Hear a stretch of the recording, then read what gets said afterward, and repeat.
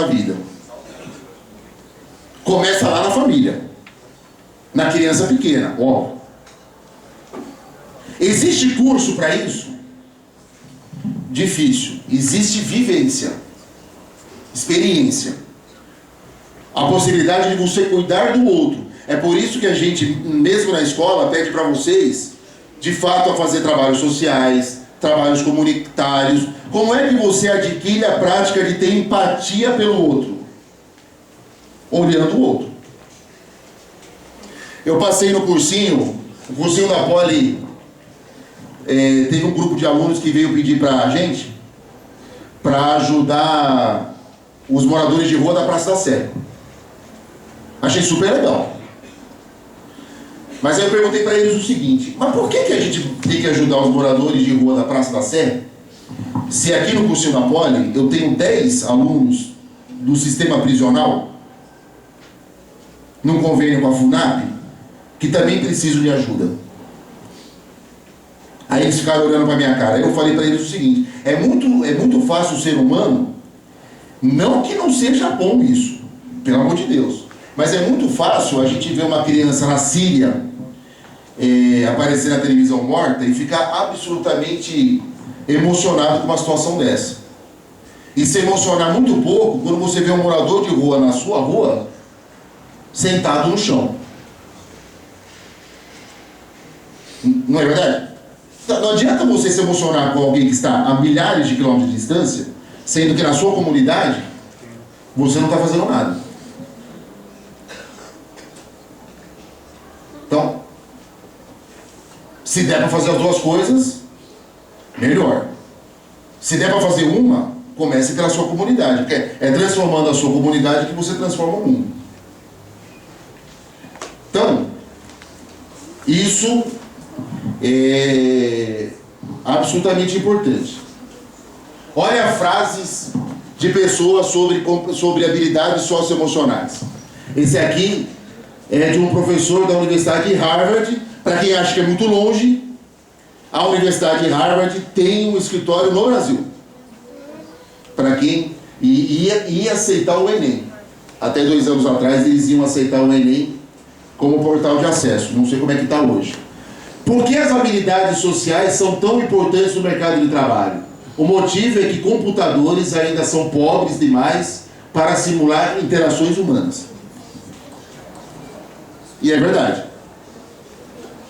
Eu não sei se vocês já ouviram. Hoje, quando você liga em algumas empresas, você acha que está falando com uma pessoa, mas na verdade você está falando com um computador. Você já sabia disso ou não? Um movimento interessante, né? O computador está precisando se humanizar para poder responder aos apelos que os clientes têm. Nós vamos viver um mundo onde só robôs vão estar trabalhando? Não. Justamente porque nós somos capazes de fazer coisas que os robôs não fazem. Principalmente relações humanas. E essa aqui é de uma faculdade aqui do Brasil. O engenheiro precisa se colocar no lugar do... Eu gosto muito dessa frase, até como engenheiro. O engenheiro precisa se colocar no lugar do outro para entender as necessidades do público que vai atender. Isso é muito comum em engenharia. Não é possível você ser um bom engenheiro e construir um bom prédio se você, uma vez, pelo menos, não pensar como seria a vida de um cadeirante nesse prédio que você vai construir. Não dá. É insuportável a quantidade de cagada que engenheiro faz pelo simples fato que ele não enxerga a pessoa que vai morar naquele prédio. É insuportável. O que é um engenheiro com empatia? É um engenheiro que não só faz uma planta bonita, uma construção bonita, mas ele dá a possibilidade das pessoas terem inclusão naquela obra. Médico, mais ainda. Médico, mais ainda. Imagina, não. O médico fala muito isso, né? A partir da 10ª pessoa que morre na minha frente, o resto vira tudo igual. Não, senhor. O médico tem que enxergar o paciente como um ser humano. Então, isso aqui é muito difícil. Não está muito na nossa cultura achar que as profissões devem olhar para a dor do outro. Você já tentou andar em São Paulo com cadeira de roda? Um dia?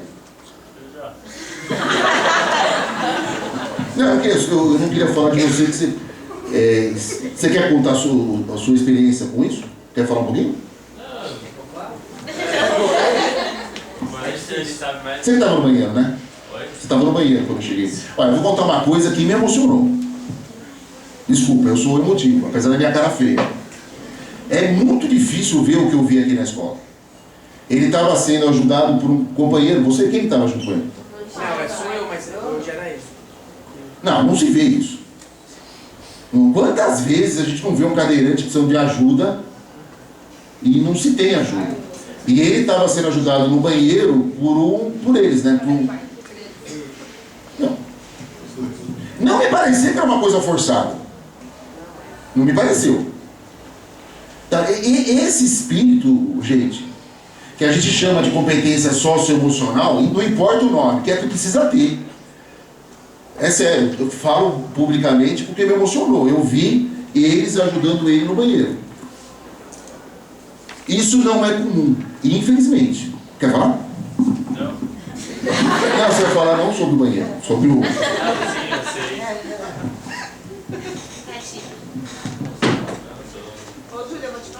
Difícil. Bom, para terminar, por incrível que pareça, aí talvez seja a notícia mais triste que eu tenho para dar para vocês. E esse papinho era só lá no mercado de trabalho.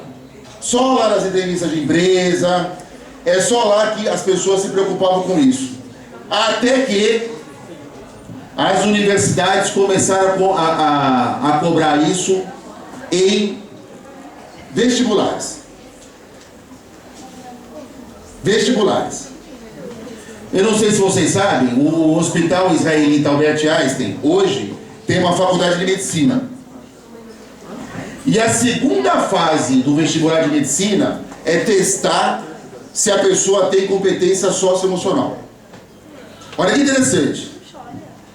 Uma faculdade de medicina quer saber quais são os traços de personalidade que você vai ter e se esses traços vão te atrapalhar a função de médico. O diretor dessa faculdade deu uma entrevista faz pouco tempo, brilhante sobre isso. Ele fala o seguinte: se no vestibular, se na segunda fase, nesses exercícios, o médico não passar, ele pode ter ido muito bem na parte teórica. A gente não aprova ele. Nós não queremos um médico aqui que não tem empatia. Então, no vestibular da faculdade do Albert Einstein, a segunda fase, a primeira é teoria, a segunda são 8 exercícios com simulações e entrevistas que analisam traços de personalidade. E no INSPER, o INSPER é de administração, economia, extremamente conceituado, cara pra burro, extremamente conceituado. A segunda fase do processo seletivo é um debate. No debate, as pessoas se expõem e na exposição, as pessoas os entrevistadores vão pegando traços de personalidade. Ou seja, essa realidade está chegando em vocês. Por 2 caminhos. Pelos vestibulares e pelas entrevistas no mundo do trabalho. Ó, a frase dele aqui, ó: não adianta se restringir ao vestibular. E para terminar, pessoal, eu listei 10 coisas que não se aprende na escola e que serão fundamentais para você não só conseguir um emprego. Lembrar, vou repetir a frase: conseguir um emprego vai ser por competência. Se manter no emprego vai ser por comportamento. Olha as 10 mais. Ser criativo. Ter visão. O que é visão?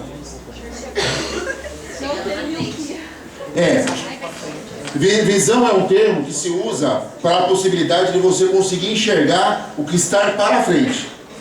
Ou seja, não é só viver o presente. É conseguir enxergar soluções para o futuro. Bom senso, olha, sinceramente, eu nunca conheci alguém que tenha bom senso. E se tem uma coisa que é insuportável, é isso aqui. Você espera que a pessoa tenha bom senso, a pessoa não tem. Empatia, cooperação, que é o que eu vi hoje com ele. E não é forçado, hein? Cuidado, isso aqui é traço de personalidade. Forçar a cooperação não funciona. Integridade, fidelidade. Dois termos difíceis hoje, né? Cuidado para não cair na ladainha que nós temos que ser o que todo mundo é. Cuidado, hein? Conceitos que estão muito marcantes hoje na mídia. Ser fiel, ser íntegro, ser ético. E não é ético com a empresa, é ético com você mesmo. Ter tenacidade é um termo que, aliás, vem até da própria engenharia, né? Mas é ter adaptabilidade, é ser maleável, ser humilde e ter compaixão ao outro. Essa lista aqui, pessoal, é a lista daquelas 10 habilidades socioemocionais que eu acho que são importantes você marcar para a sua vida. Muita gente fala que isso é do profissional do futuro, da escola do futuro. É um outro debate com professores para saber se por acaso a escola, qual é o papel da escola com isso aqui. Mas para além desse discurso, isso aqui é muito importante vocês levarem com vocês.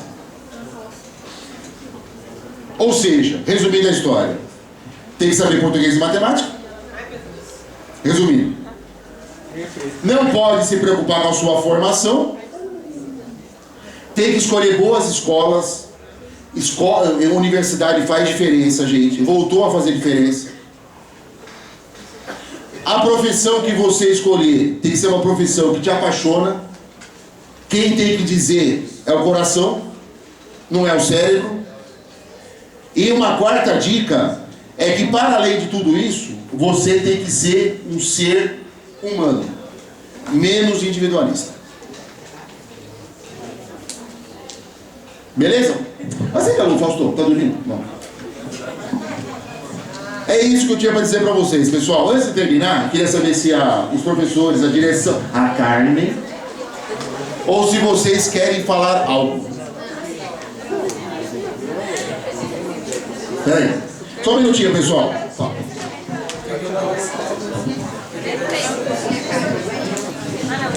Tenacidade em engenharia é um termo que permite um material ele se deformar, digamos assim.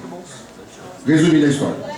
É mais complexo que isso, mas é uma espécie de adaptação do material. Ele é tenaz. No caso aqui, a tenacidade tem a ver com isso mesmo. É você conseguir ter uma espécie de adaptabilidade ao meio que você vive. Isso é tenacidade. Mas, pessoal, descumprindo não, uma hora, né?